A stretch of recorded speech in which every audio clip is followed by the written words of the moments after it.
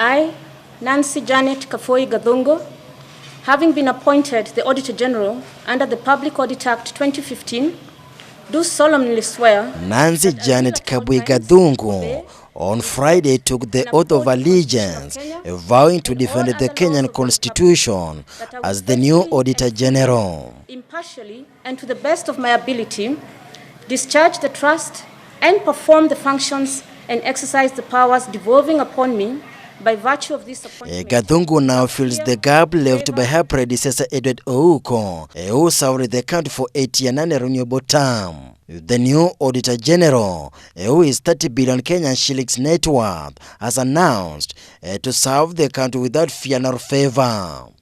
This has occasioned a backlog of audit reports, and my priority, therefore, will be to put mechanisms to clear the audit backlog as soon as possible, so that entities may hold their annual general meetings and development partners can also get feedback on spending of the projects they support. The heavy task now awaiting Gathungu, who hopes to follow the footsteps of Edward Ouko, is how to handle the backlog of the audit queries, ranging from the county government, parastatals, among others. As you may be aware, I'm assuming office at challenging times, owing to the gap that existed between the expiry of the term of my former colleague and predecessor, FCPA Edward Ouko, and my assuming office.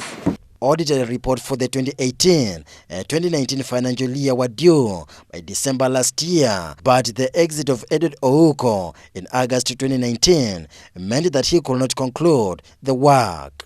The entrant of Gathungu comes at a time when President Uhuru Kenyatta is so much determined in the fight against corruption. The Ethics and the Anti-Corruption Commission (EACC), Director of the Criminal Investigations (DCI), usually relies on the Auditor General report to prosecute corruption cases, and by now all eyes are set at Gathungu to harness the process. Very often, it is the case in leadership positions in this country that you will encounter challenges.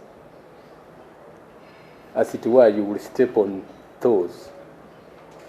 You will step on toes, some of them very thick, including, if it is obligatory, that of the Chief Justice. Chief Justice David Maraga, who presided over the event, urged Gathungu to ensure she is not intimidated by any external or internal forces in fulfilling her mandate.